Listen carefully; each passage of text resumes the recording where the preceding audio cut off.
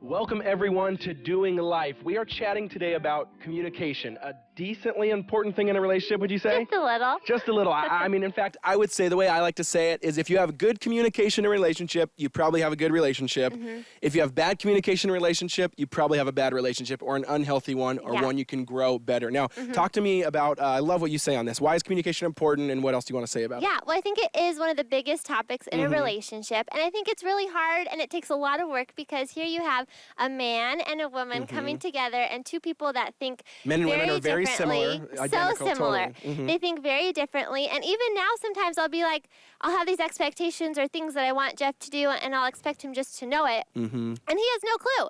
And so having to learn how to communicate that with you and talk about things, having that intentional time, and it really does take a lot of work because it doesn't come naturally to clue them in, and especially when you're dating, I feel like that's even harder. Yeah. At least when you're married, you're in the same house and you can be like, okay, let's talk about the day. These are my things that I need to do. These are expectations I have. Can you help me with this? Well, I think a lot of times too, we think that good communication is kind of like romance where we're just going to feel it and have it or we're not. Like it's supposed to come natural. Exactly. And I think one of the lies we believe is that good communication just comes naturally or that it's kind of just like the same thing with butterflies and romance of just, it's just going to happen. Yeah, like if you're meant to be together, you're just going to automatically be on the same page all the time. When in reality, I think it's less like romance or less like magic in that sense and more like it's just something going to happen naturally and more like working out. Meaning it's like you need to do it rhythmically to get stronger. Talk about how you're going to do it. Yeah, exactly. You need to watch what you eat to get more fit. You need to it's a regimen and it's a slow growth and it's more like working out where you're building the muscle and sometimes the workout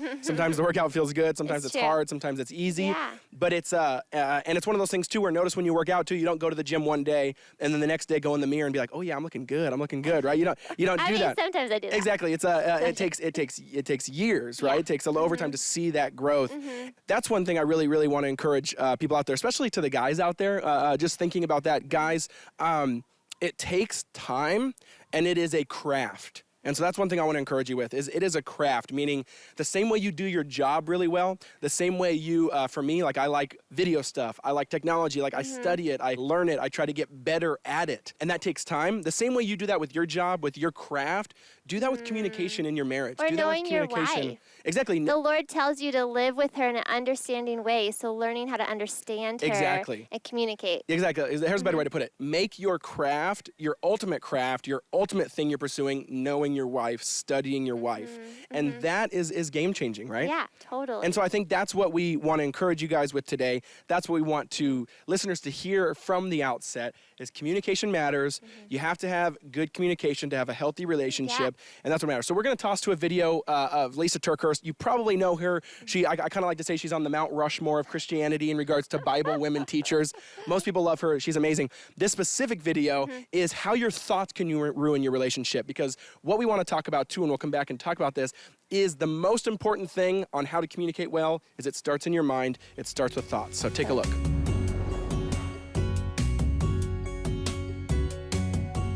I really wish that I was not an expert at ruining relationships, but I think sometimes I really get in trouble with assigning thoughts to other people that they never think. In other words, I think the quickest way to ruin a relationship is when you put something, a dialogue on somebody that they've never had with you, a thought that they didn't think, and a perception that they're not even having. Let me break it down this way.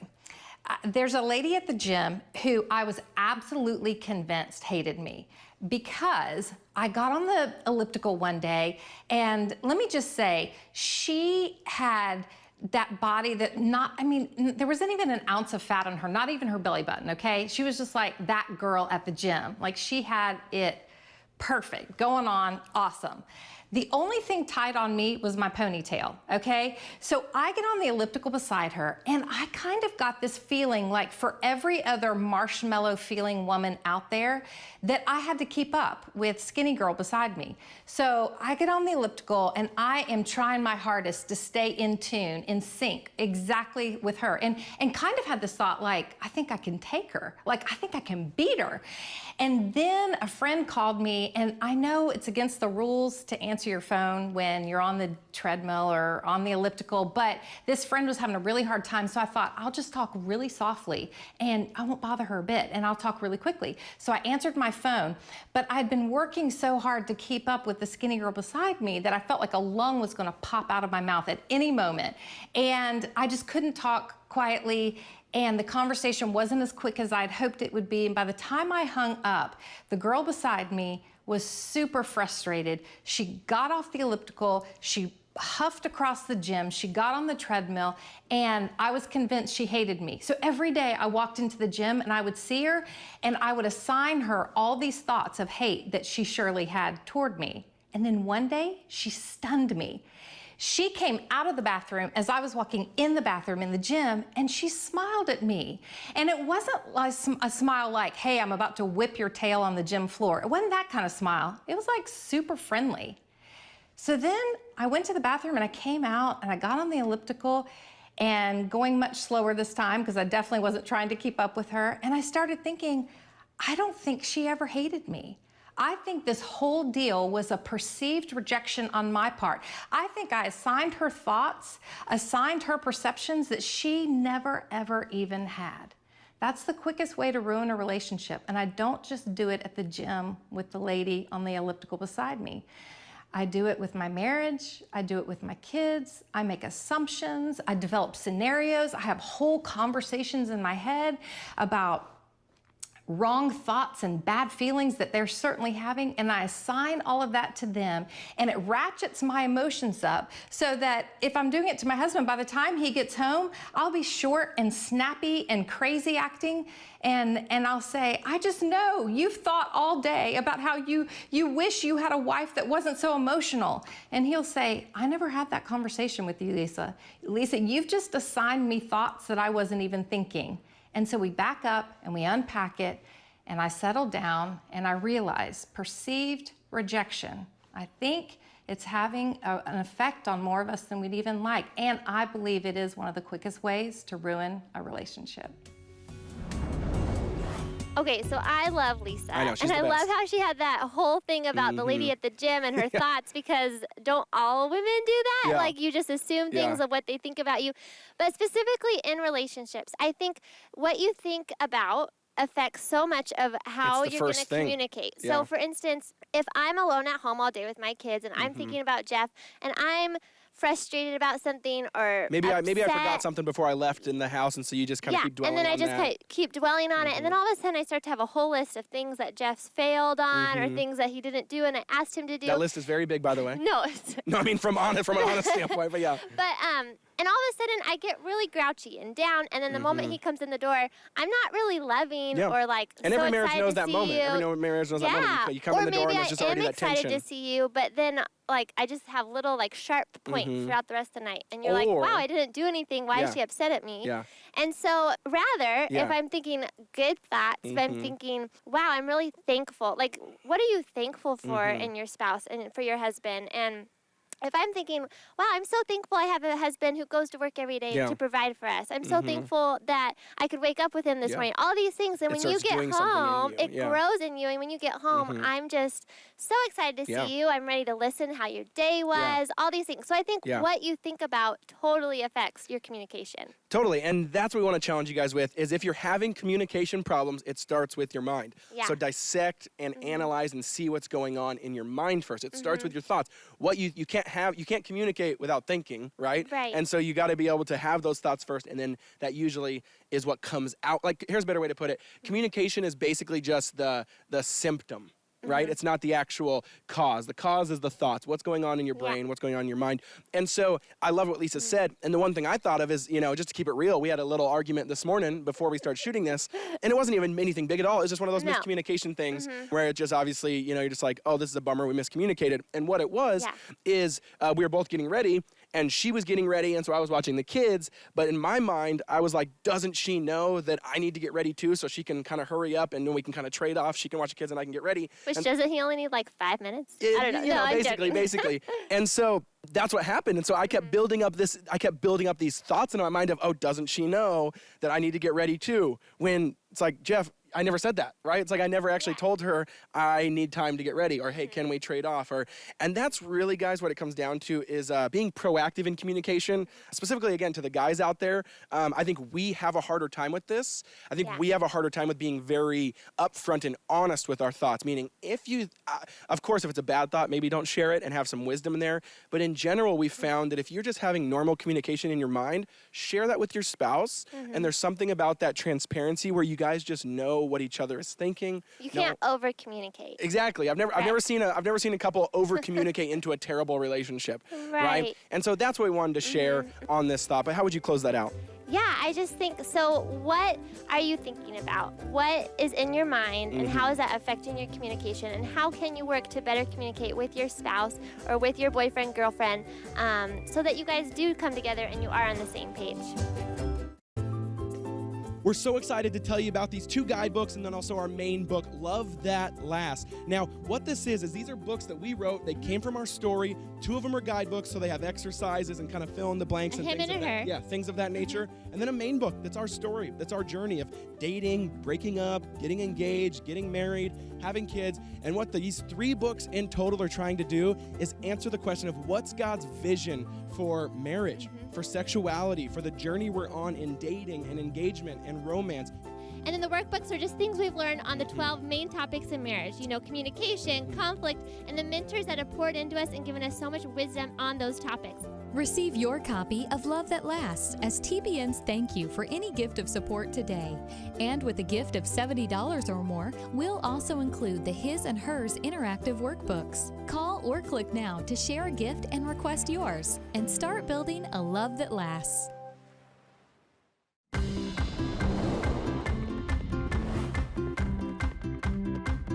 Welcome back, everyone. The glowing device in everyone's pocket that everyone carries around nowadays is actually the thing that is the biggest detriment and the biggest roadblock to healthy communication. I think we maybe communicate well with the device in our pocket, but it's at the detriment of communicating poorly with other humans. And so take a look at this video. Put down your phone. You know, they say the biggest fears are death and heights, but I don't know if I agree with that. I think today's biggest fears are silence, or maybe the fear of missing out. I mean, think about how we do anything in our power to never truly be silent. Because in those moments where it's just us with our thoughts, we have to actually face up with who we truly are, and most of us are terrified. And the fear of missing out, that's a close second. That's why we are glued to our devices. We can't stand the thought that life can go on without us. So we're always scrolling, refreshing, reloading. But we don't realize that's exactly what happens when we don't put down our phones. We miss out on what truly matters. We miss our kid's first step because we were busy seeing what John had for lunch today. Or we miss the beauty right in our backyard because we were busy tweeting. We have a 10-second delay to a friend's question across the table at a restaurant because we're too busy seeing what our other friends are doing on Facebook. I mean, can I just come out and say it? I think we are addicted to our devices, to screens, to noise, to our phones, to the way it makes us feel. Am I the only one feeling this way? I know when I die, I won't wish I spent more time on Twitter. What I probably will wish is that I lived more, adventured more, ate around a table with friends and family more, cried more, felt more, took risks more, and loved the people closest to me more. You know, they say it's a sign of good health when your skin is glowing, but I don't think they meant because of a screen. So what about right here, right now? What if we vowed to put down our phones, to make boundaries, to stop sleeping with it next to our bed, to stop making it the last thing we do at night and the first thing we see in the morning? What if we stopped getting jealous of other people's lives and started living our own? What if we realized we are human beings, not human doings? What if we looked up, searched for the beauty in the mundane, the sacred? What if we stopped letting our phones control us and started controlling our phones? What if we simply put our phones down?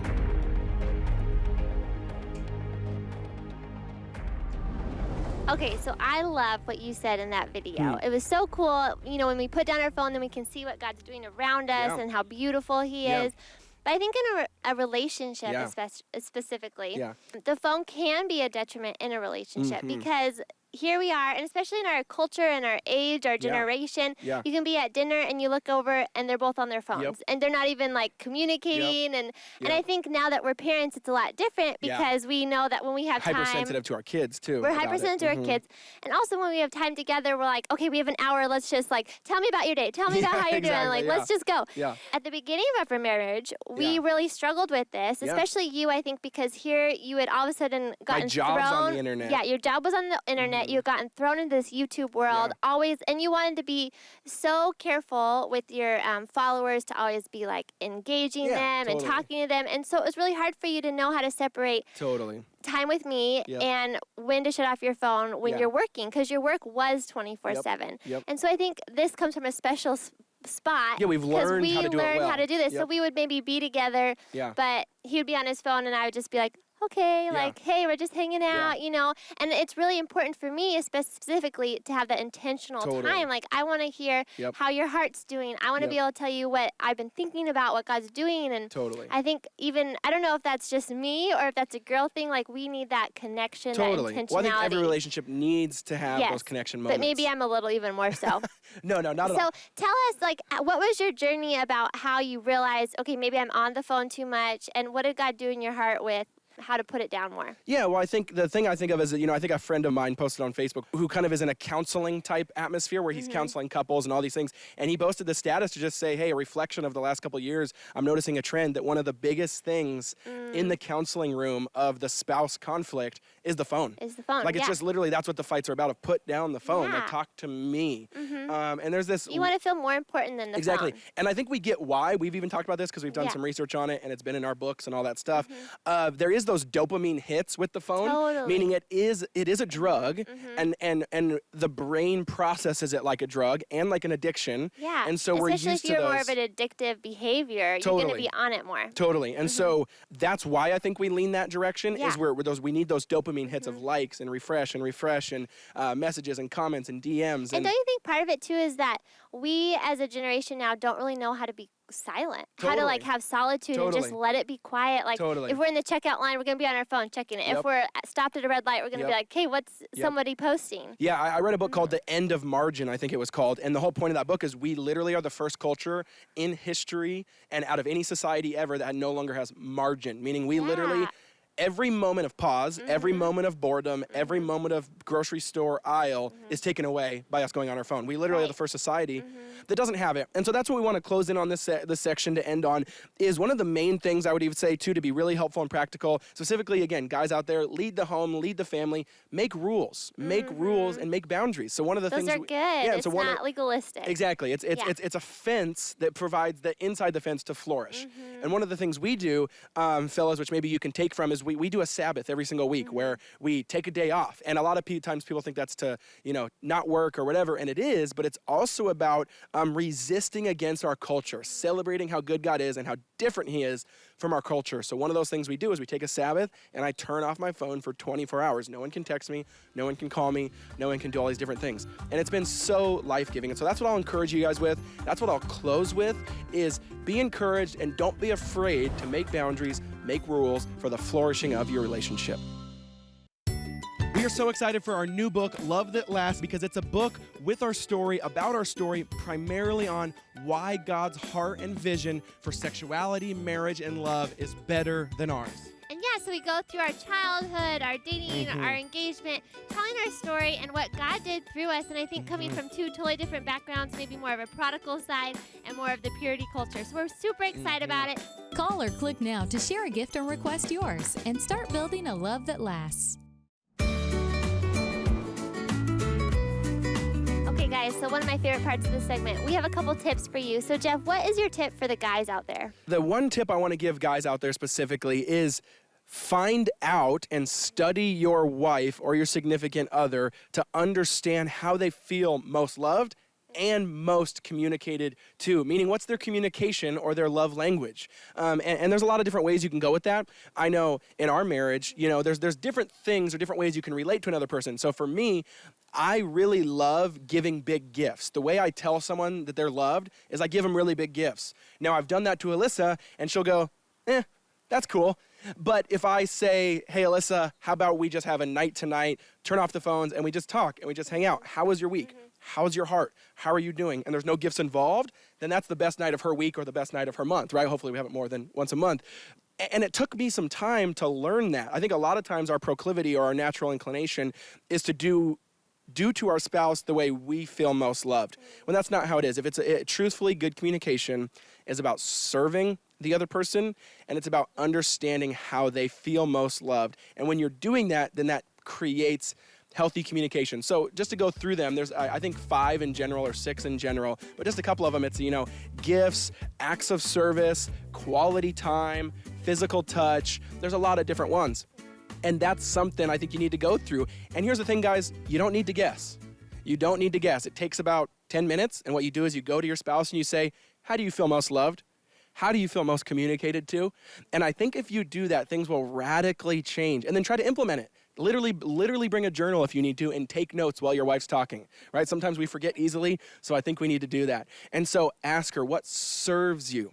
And on the flip side, ask, what things do I do that are not helpful, that really hurt you, that don't serve you, that maybe the tone I take sometimes you just feel very put off by or not served by. And so ask those questions, and I promise it'll bring health, it'll bring life, it'll bring vitality to your relationship. But what would you say is your tip for the week? Okay, so one of my really good friends, Jenna Strubar, we were having dinner together, and they've been married a lot longer than us, and she was saying that they had this conflict, and she just brought it up to her husband really kindly, and she didn't make that big of a deal, and he totally received it so well. And I was like, Jenna, tell me your secret. Like, how do you do it? And she just said, Alyssa, I learned early on in marriage to keep the small things small and the big things big. And so if there's and I think that's where we get into a lot of conflict, is we make the small things, all the little small things are where we get frustrated with each other, and we'll talk more about that later. But keeping the small things small, so it's not that big of a deal, bringing it up maybe right away, or when you do bring it up. Because, what do we do? If it's something is really small, what do we usually do? I usually let it just kind of fester, and I'm like, okay, well, it's fine. And then it happens again, and then it happens again, and all of a sudden I just blow up.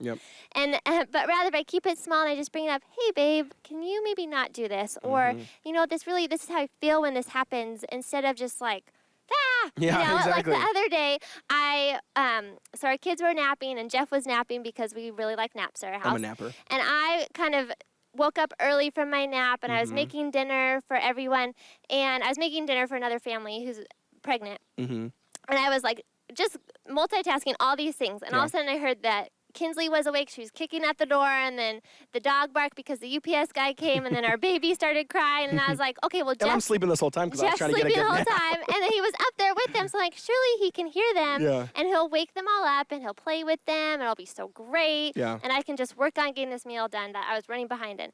And he didn't wake up at all. He didn't hear about it. So I let 15 minutes go by, and then our baby is just screaming, and so I just run out there, and I open his door. I'm like, didn't you hear them? And I just go in because I was so frustrated. Instead of just And that was how I woke up from my nap, which was awesome. Yeah, it was terrible.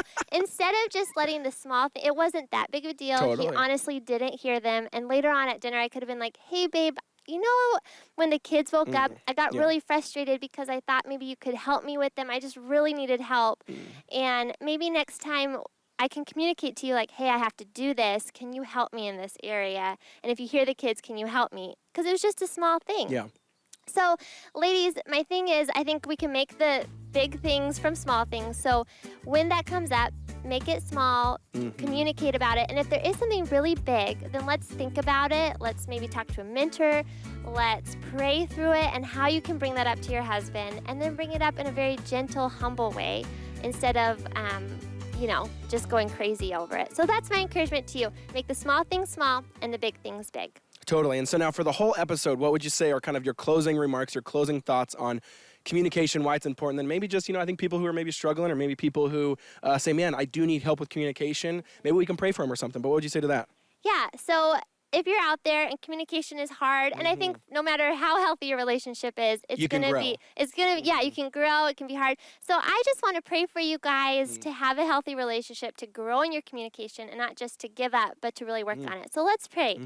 Lord, thank you so much for today. Thank you for these people that are listening, and Lord, thank you for their relationships. God, you've given us mouths and minds so that we communicate to each other, and that's such a sweet thing. And God, I just pray that you would give us wisdom of how to communicate with our spouse, how to show them love, how we can serve, how we can be so full of grace and so full of forgiveness, God, and really continue to work about learning each other and understanding each other and communicate well. God, you are the best communicator, and we have full access to you. So will you please show us how to communicate well with our spouse and our significant others? We love you so much, Lord. In Jesus' name, amen.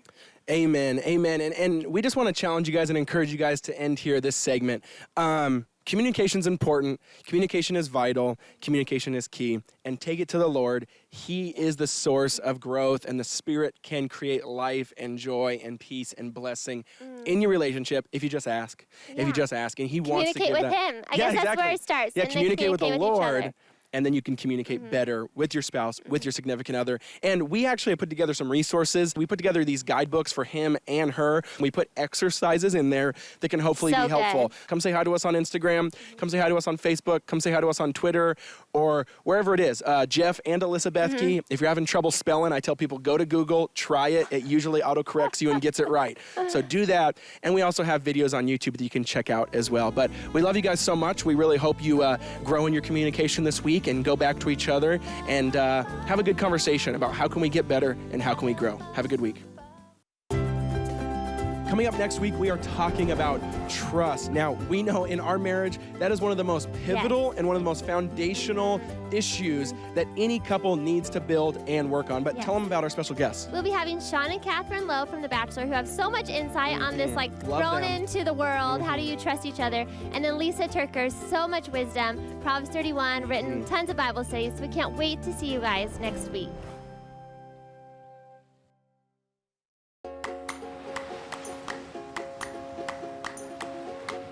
Favorite things is connecting with you on social media. We have Facebook, Instagram, Twitter. We love hearing from you. So we can't wait to do life with you guys. Come say hi.